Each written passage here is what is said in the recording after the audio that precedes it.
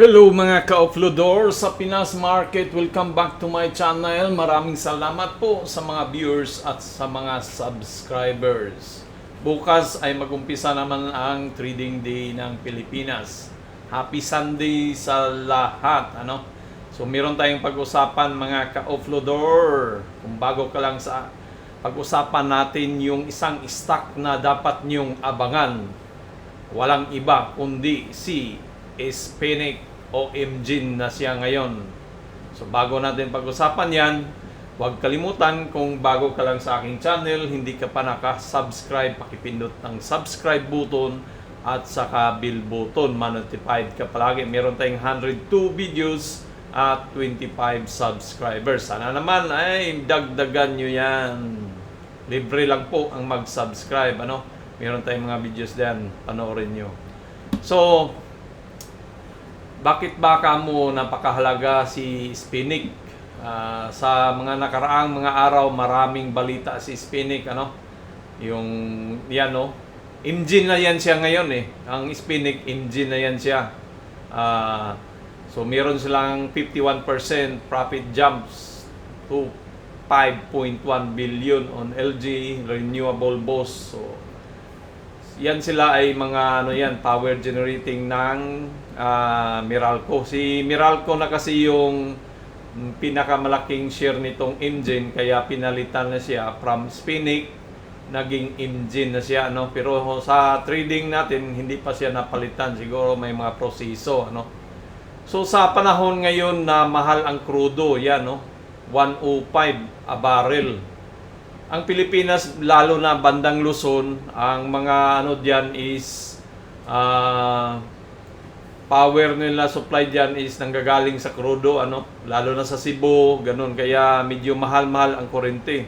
Bandang Mindanao, marami kaming diyan, yung power o hydro na power, kuryente nanggagaling sa tubig, kaya minsan hindi namin gaano ramdam yung pagmahal ng, although nagmahal siya pero hindi siya ganong kataas.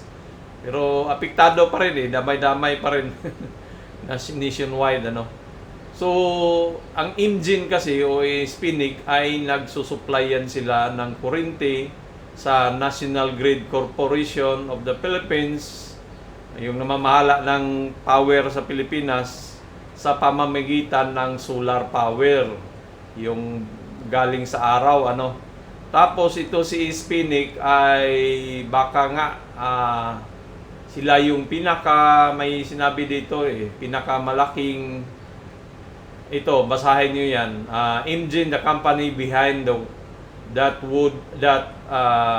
what could be the world's largest integrated solar farm has activated its. So nagkaroon na sila ng kanilang inactivate na nila sa Cebu, bandang Cebu, Nauna kasi yon doon sa Luzon, tapos Cebu na naman. So kaya dito kasi maraming power plant diyan na pinapatakbo ng crudo So kailangan ng gobyerno ngayon mag-focus sa mga renewable source of energy. Katulad nito si Spinix sa mga solar, libre lang yung solar Araw-araw may solar. So naka-focus sila ngayon dito. So maraming mga proyekto to si Spinix o Imgins na nakalinya, So abangan nyo to siya ngayong Lunes, baka hahataw tayo. So meron tayong hawak kay Spinix nga 77,000 at 1.66. Before hawak natin is 34,000. At kumita na tayo diyan kay Spinix around 7,000, So dagdagan pa natin 'yan. So sa nakikita ko kay Spinix ay bullish candle siya. Gumawa siya ng hammer. Pag ganyan kasi hammer, bullish yan. Ibig sabihin maraming buyers. So umpisa, nag-open, pumasok yung mga seller, nagbintahan, bumaba dyan, Tapos, pumasok naman yung buyers, kaya umangat yung presyo dyan. Tinutulak nila, ibig sabihin, mayroong mga buyers na interesado kay Spinix. So, kung titingnan natin si Spinix sa small time frame, dito mo makikita kung ano yung action talaga niya. Markahan muna natin yung kanyang araw, ito yung last day of trading, Tingnan natin sa 30 minutes yan, nandito siya, nag-umpisa. Friday. Yan, o yan, Friday dito siya nag-umpisa. So kung nakikita nyo, pumasok yung seller, kaya bumaba yung presyo. Di ba? So yung presyo, bumaba siya, gumanon siya diyan, bumaba. Tapos, maya-maya, after 30 minutes, may pumasok na mga seller at buyer. Kaya nagkaroon ng doji, hati. Yung body ng maliit lang. So, tabla sila dito. So, pero after 30 minutes ulit, pumasok yung mga buyer. Mas maraming buyers, na pumasok. Yan. Tapos, sinundan pa ng buyers ulit. Tapos, buyers pa rin to. Yan. Tapos, may seller. Ito pumasok buyers, ito mas lalong pinasok siya ng buyers, So ibig sabihin, more on buyers si Spinig, maraming bullish na pumasok. Kaya sa darating na Lunes, bukas, abangan niyo itong presyo na kailangan niyang i-break, yung 1.67. Pag na-break niya yan, at itong trend line natin na to, ay maaring umangat yan si Spinig, So pag na-break niya yan diyan, kailangan niya i-break yan. Siguro magganon-ganon ito. I-break niya yan. Tapos, pagdating dito, merong seller diyan, yung pula.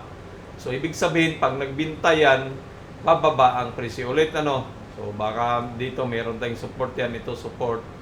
So, baka babounce back ulit at angat si Spinig. So, ito yung ko kay Spinig. Kaya binili, dinamihan ko na yung binili kay Spinig. Medyo tayo dito, obsessed. Kasi si Spinig yun nga, renewable siya. Araw-araw gumagamit ang tao ng kuryente, mga company, mga malls, mga establishment o ano pa diyan, gumagamit sila ng kuryente. So maaari talagang humataw to si Spinig kasi dito nga yung target ngayon ng gobyerno na minamadali dahil sa paano kung hindi pa rin tumigil tong dito sa Middle East, aabot pa ng isang taon, another 1 year pa. So, wala, kung patulog-tulog ang gobyerno natin, hindi sila mag-focus sa magkaroon ng sariling supply ng kuryente, which is renewable, araw, libre naman yan, walang mangyayari sa Pilipinas, di ba? Bagsak ang ekonomiya niya kasi kung magpanay ka brown out, yung mga companies, o mga investor na foreigner, magsialisan yun kasi anong kikitain nila na panay brand out, di ba? So, kailangan ng gobyerno mag-focus. Bakit ngayon pa nag-focus? Hindi nung mga ilang taon sa mga nakaraan, hindi lang ngayon na administrasyon, dapat nung una pa, di ba? Dapat, ang problema kasi sa ating Pilipino, saka lang tayo mag-action kung meron nang nangyayari. Ganon yung tayo natin mentalidad kahit ako ganon ako din So, kaya dapat talaga sana kasi yung gobyerno natin, sila yung nagmamanage ng Pilipinas, dapat naman yung mga matao diyan na malalaking sweldo sa gobyerno ay advance palagi ang nagpag-iisip. Hindi lang ngayon lang tarang mapatataranta na gagawin yung dapat proactive o yung mga plano, nakaplano siya 50 years, di ba? Bakit yung EDSA, ilang taon na yan? Kasi nakaplano siya 50 years na may vision si dating gumawa niya na presidente na kailangan tong kasi darating ang panahon na maging congested yung Manila. Ngayon, wala na. Sobra. Over-design na yan siya kasi 50 years lang yung nakaplano niyan Pero kinulang pa rin So, dapat nagginawang 100 years. Ginawang lapad yung na yan. Ginawang 10 lanes bawat kabilaan. Tingnan natin kung traffic pa ba. So, yan si Spinig. Napunta tayo sa ibang usapan So kaya nga si Spinig, ito yung pagmasdan nyo sa darating na Lunes. Bullish na bullish tayo nito. Kung bago ka pa lang, kailangan mo, habang mura pa, 1.67 pa siya.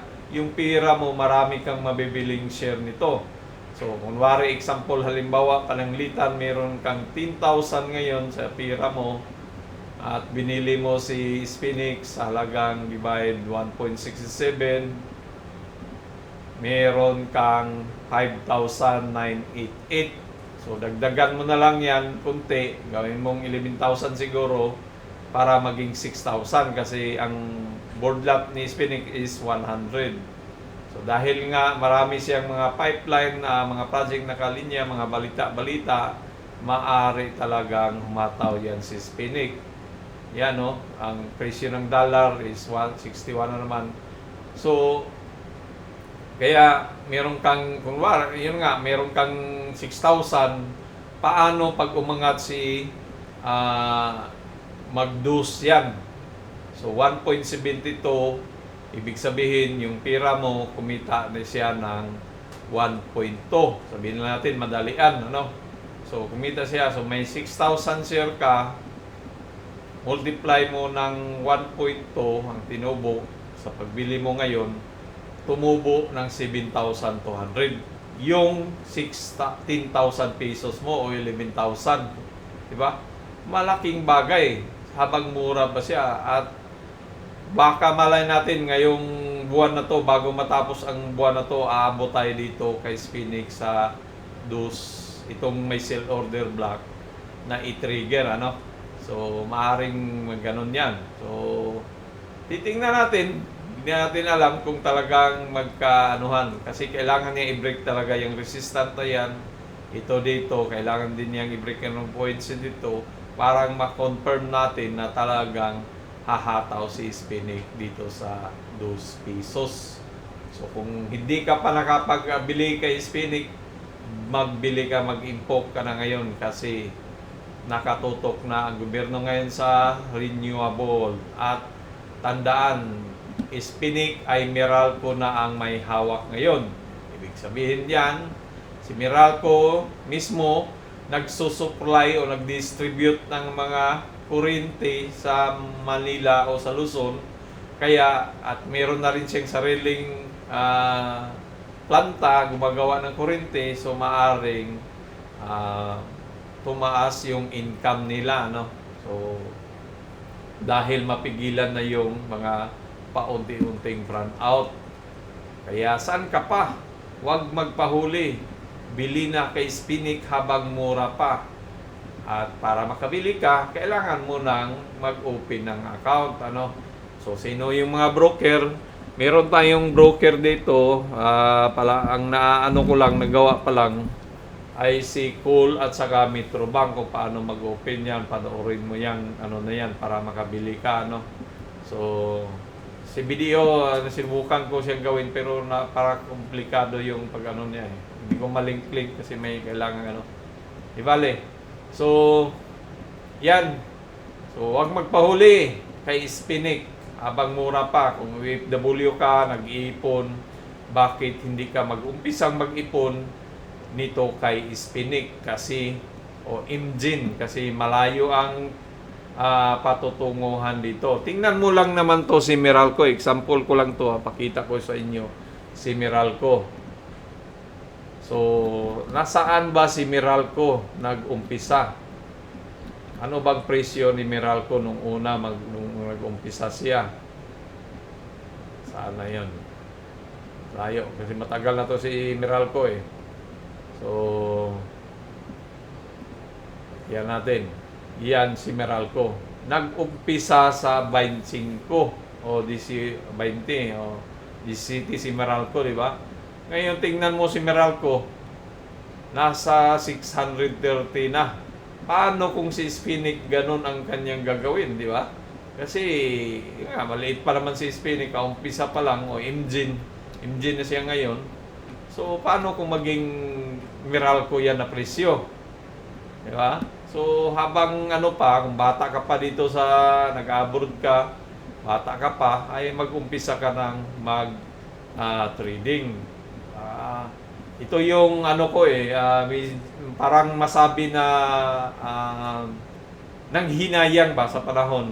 Kasi 25 years na ako dito sa Middle East, pero last 3 years lang ako na nag-umpisang mag-trade sa Philippine stock kasi hindi ko alam na mayroon palang ganito na pwede kang kumita, na pwede mo palang bilhin yung mga companies, ano. So, kaya wag magpahuli kay Spinach o Imgin, ano. Habang mura pa si Spinach ngayon, wag magpahuli at magkaroon ng dagdag na kita. Bulis na bulis yan si Spinach. So, bari talagang ahataw yan doon papuntang 2 pesos. Maraming salamat po sa inyong pagpanood. Sana naman mag-subscribe kayo kung hindi pa kayo nakapag-subscribe. Malaking bagay yan.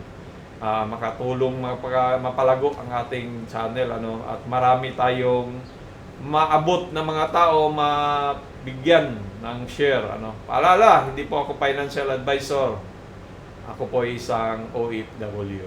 Adios mi amigos, mi amigas, Pachada!